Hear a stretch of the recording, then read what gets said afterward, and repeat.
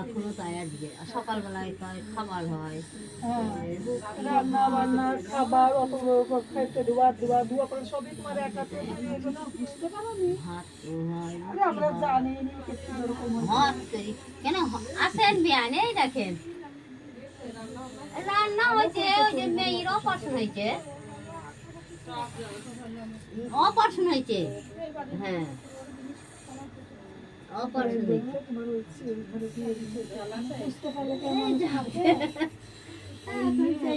ভিতরে অপারেশন হয়েছে 15-16 দিন হলো। ভয়ে এতে দুর্বল হয়ে গেছে চিন্তা।